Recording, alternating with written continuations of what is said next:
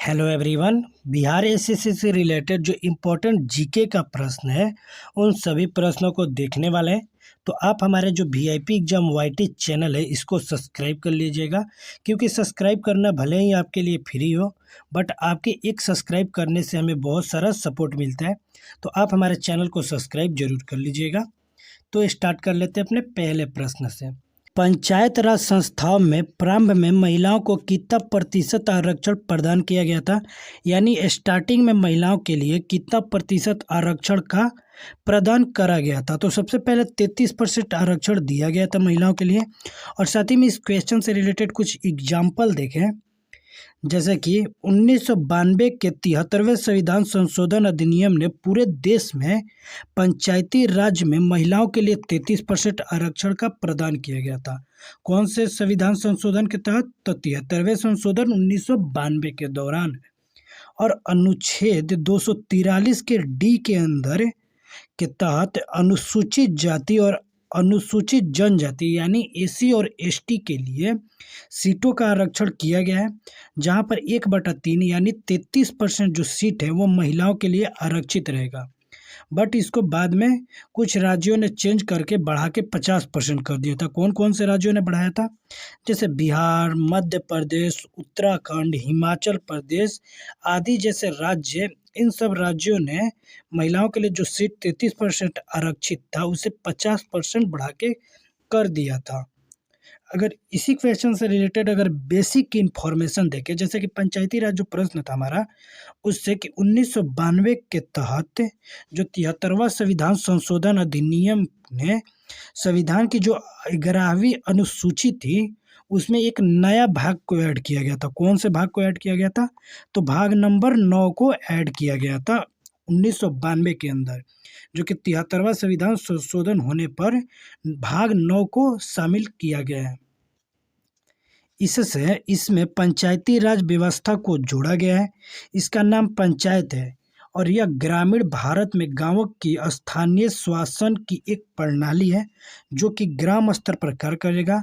मध्यवर्ती स्तर पे, जिला स्तर पर इन सब त्रिस्तरीय पंचायती प्रणाली का स्थापना किया गया है। इसका उद्देश्य था कि क्षेत्रों का विकास करना, यानी जो ग्रामीण गांव वाले इलाके उन सब क्षेत्रों का विकास करना, इस उद्देश्य से इसको जोड़ा गया है। और इसका जो सदस्य रहेंगे वो, इनका कार्यकाल जो रहने वाला है वो 5 सालों का रहेगा। ठीक है, यानी 5 सालों के लिए इसके सदस्य चुने जाएंगे जो भी हो। सेकंड नंबर प्रश्न है कि निम्नलिखित में से कौन सी जानकारी जो है अशोक के अभिलेख से मिलती है?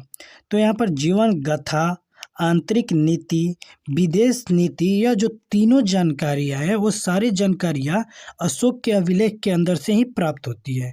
तो यानी ऑप्शन नंबर जो 4 होगा यहाँ पर सही होने वाला है, कि सभी विकल्प सही रहने वाले हैं। कुछ इम्पोर्टेंट जानकारी देखें इसी क्वेश्चन से रिलेटेड, जैसे कि सबसे प्रसिद्ध जो मौर्य शासक थे वो अशोक थे। वह पहला शासक था जिसने अभिलेखों के माध्यम से, यानी जो अशोक थे वो पहले शासक जो थे जिन्होंने अभिलेखों के माध्यम से अपने संदेश को लोगों तक पहुंचाने का प्रयास किए थे। और अशोक के अभिलेख से मिली जानकारियाँ कुछ इस प्रकार है कि जैसे कि जीवन गाथा, आंतरिक नीति, विदेश नीति, उसकी धार्मिक और राजनीतिक संभावनाएं, बौद्ध धर्म और उसके पशु सामाजिक कल्याण के कार्यक्रम जो है, इन सभी चीज़ों से रिलेटेड जो जानकारियाँ हैं वह अशोक के अभिलेख के अंदर प्राप्त होती है। ठीक है, अगर अशोक के अभिलेख से रिलेटेड और जानकारी देखें, जैसे कि यह अभिलेख भारत, नेपाल, पाकिस्तान के सभी क्षेत्र जो थे वहाँ तक ये सब फैले थे। कुल 33 अभिलेख हैं और मुख्य रूप से निम्नलिखित में वर्गीकृत कुछ ही अभिलेख हैं, जो कि कुछ इस प्रकार है कि बृहत शिलालेख, लघु शिलालेख, पृथक शिलालेख, बृहत स्तंभ लेख, लघु स्तंभ लेख। तो कुछ इस प्रकार के जो वर्गीकृत अभिलेख थे 33 में से। और भी जाने अगर अशोक से रिलेटेड, कि अशोक के अधिकांश अभिलेख प्राकृतिक में थे, ब्राह्मी लिपि में थे, खरोष्टी लिपि में थे। तो क्वेश्चन आएगा कि अगर पाकिस्तान के अंदर जो अभिलेख पाए गए थे वो किस लिपि के अंदर लिखी हुई थी? तो वह खरोष्टी जो लिपि है उसमें उस लिपि में पाकिस्तान के अंदर लिखी हुई अभिलेखें पाई गई है।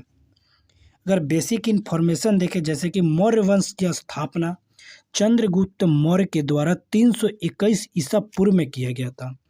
अशोक राजवंश का तीसरा शासक थे ये, जो अशोक थे और जो मौर्य वंश के राजवंश थे उसके तीसरे शासक थे। और अशोक का जो कार्यकाल था वो 273 ईसा पूर्व से लेकर 232 ईसा पूर्व तक था। वह सबसे महान मौर्य शासक तक्षशिला और उज्जैन के सुरद्वार थे। और वह बिंदुसार के जो अशोक है वह बिंदुसार के पुत्र थे। सिवाय दक्षिण के उनका जो शासन था वो उपमहाद्वीप तक भी फैला हुआ था।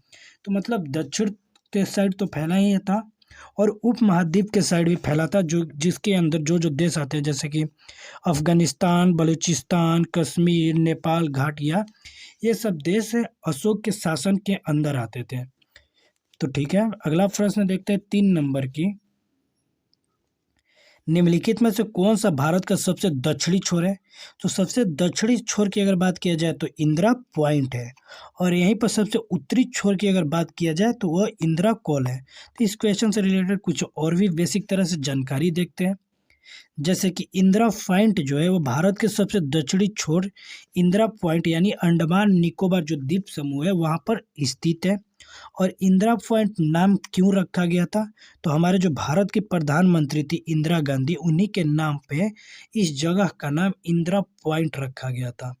और इंदिरा पॉइंट नाम रखने से पहले भी इस बिंदु जो था पॉइंट, इसका नाम कुछ और था। तो एग्जाम में प्रश्न इस प्रकार आता है कि पिगमिलियन पॉइंट जो है वो किस बिंदु का पुराना नाम था, या पार्सन पॉइंट है वो किस बिंदु का पुराना नाम था। तो इंदिरा पॉइंट का ही पुराना नाम है पिगमिलियन पॉइंट, पार्सन पॉइंट है।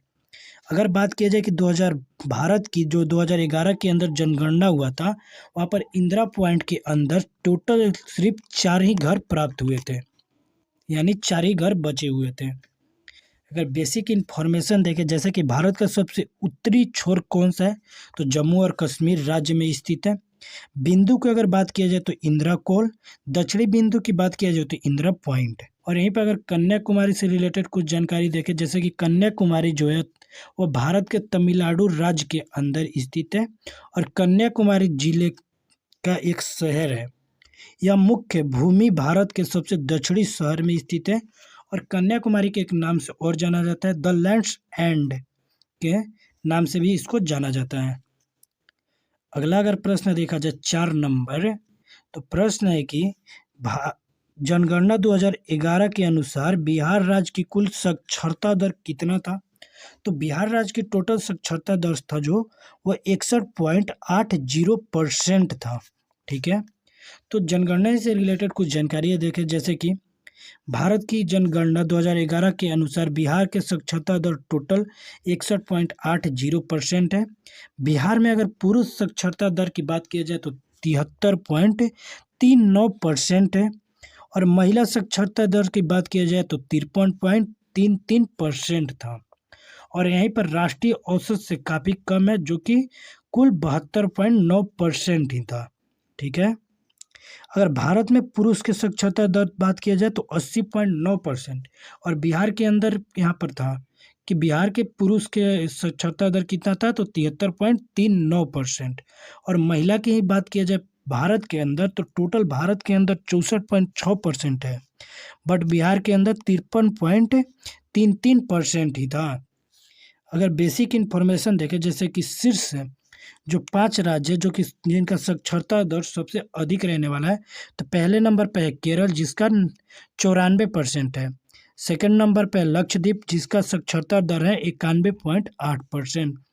तीसरे नंबर पे है मिजोरम जिसका साक्षरता दर रहने वाला है 91.3%।